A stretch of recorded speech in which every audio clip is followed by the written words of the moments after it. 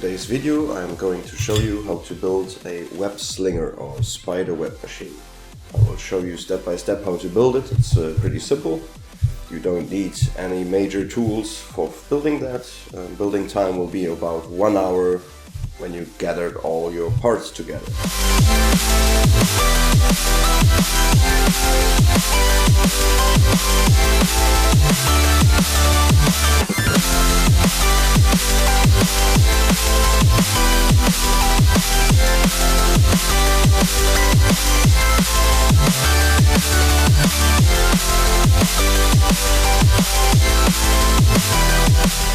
This machine is identical to what we use in professional special effects. You can even use them for close-up shots or interactions with the actors. There are 5 main ways to make artificial cobwebs. One is this unit we are building today. This is the most common one if you have seen movies like The Goonies or Indiana Jones, or you have been to Disney World at the Haunted Mansion or Twilight Tower of Terror. They mostly use those machines to create the effects, often multiple units, of course. And then there are bigger machines which are compressed air based, like a little bit like a paint gun. They use kind of the same liquids. They are a little bit thinner. You have to work very fast with it. Then you have the hot glue air cobweb makers, I would say. They adapted a little tiny hose here to the nozzle, where compressed air comes out and shoots away this little plastic filament. The only thing is you have to, well, you're throwing one string at a time, so you're standing there for hours working and working. But they can be very useful, especially when you're working with actors and you have them on close, because they are very easy to remove. With this kind of cobwebs, I would be a little careful, especially on close. They stick because it's glue, obviously, and sometimes you have some issues to get it off again of different kinds of materials. So this might be a better solution for this in this case. Then we have the classic Halloween spider webs. They work, but you know, they look, oh, somebody put some artificial spider webs in the corner. Cool. If you really want to scare somebody or children for Halloween with spider webs, use this one. And none the last, we have the spray cans, you know, the cobwebs in the spray can. I don't like them. They just, you know, the nozzle always they clog up when they dry out, and when you really need them, they're empty or they don't work. And it always reminds me of this, you know, the frosting spray for windows. You spray on a window, and then you're waiting, all excited, and nothing happens. And later on, you think somebody sneezed on your window. I really like those units because they are very easy to build. They are very simple. You can fix them on set. You can fix them everywhere because there is not much to it. You only need a battery-powered drill.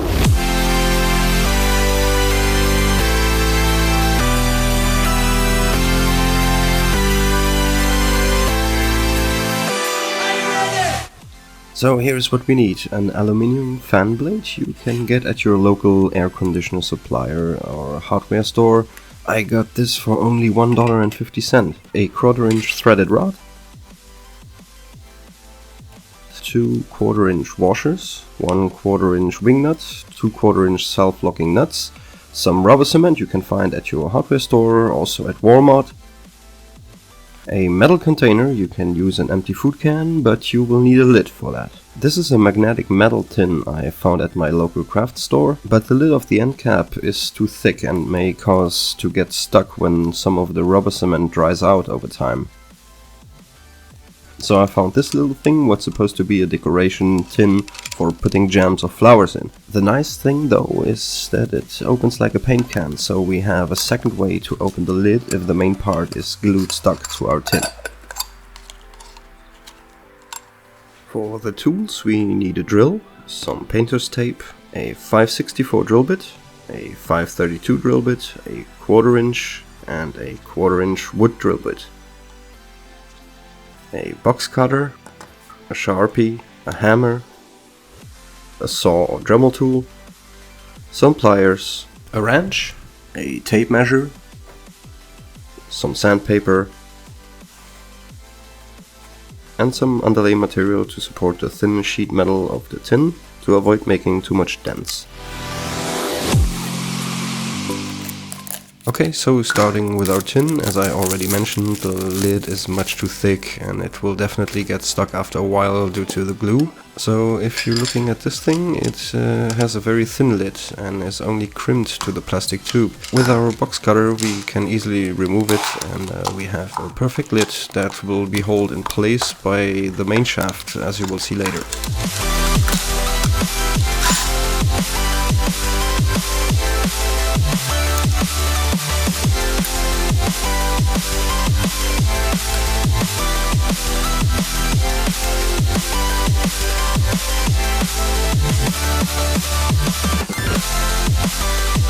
So this can has the perfect size and will sit in the middle of our fan blade like this. Now we need to find our midpoint of our lid and tin. With a ruler, measure a straight line on the edge of the circle and divide the number by 2. I switched over to centimeters at this point as it is easier.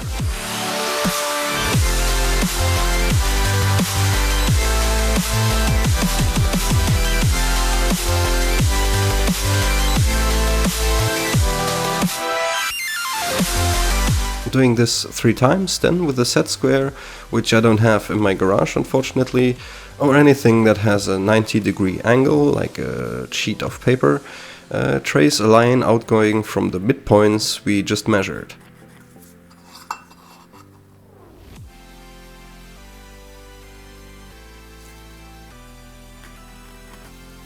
Where the lines cross is our exact midpoint. Now use something to help supporting the thin lid. I use some wood scraps I found in one of my scrap boxes.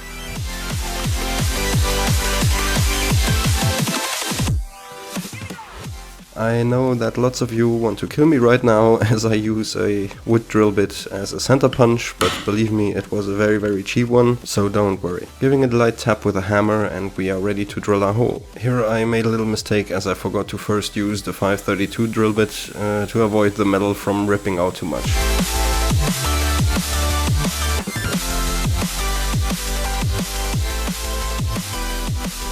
But with some sandpaper I got rid of the ridge and smoothed out my little mistake.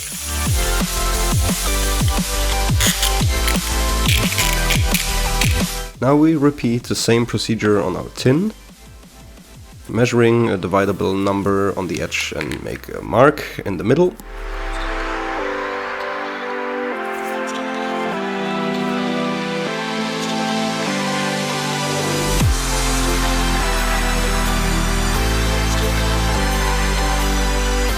Tracing the lines on our midpoints, giving it a little tap with a center punch.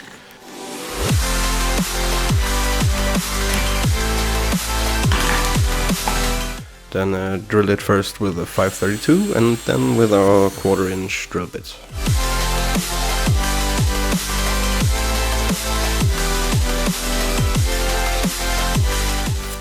Stick through the threaded rod and make it even with the bench.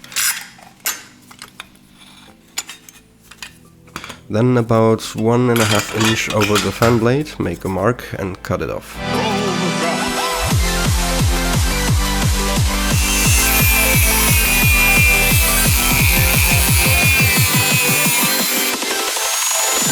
Can you dig it? Try if your wingnut screw on properly, if not keep sanding until it grips smoothly. Now cut a piece of painter's tape and stick it onto the tin.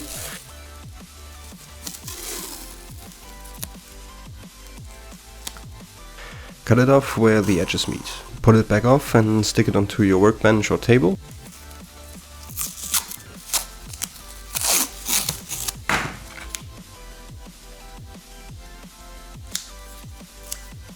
Measure the length and divide it by 5, as we need to drill the spray holes.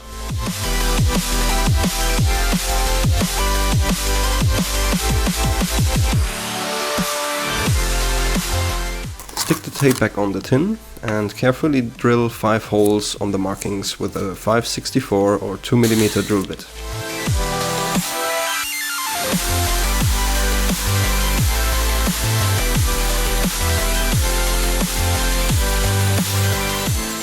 If later you're not satisfied with the output, you can carefully enlarge the holes with a nail, but be careful as it can get pretty messy if the holes are too big.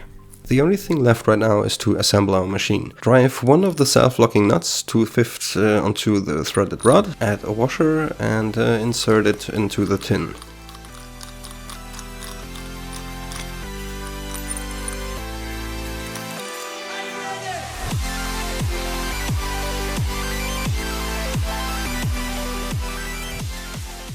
Stick on the fan blade and counter it with the second nut. I use a little trick by mounting the device the other way around onto my battery drill. I do not recommend that if you still need your fingers.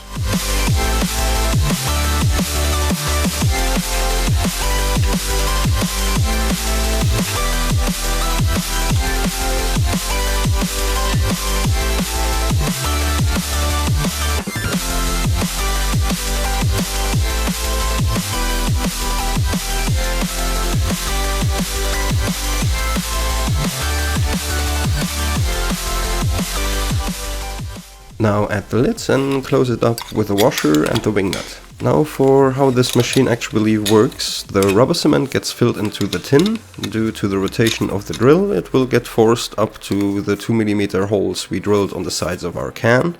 The fan blade dries out the cement as soon as it leaves the nozzle and throws it further away onto your props. And that's how easy it is.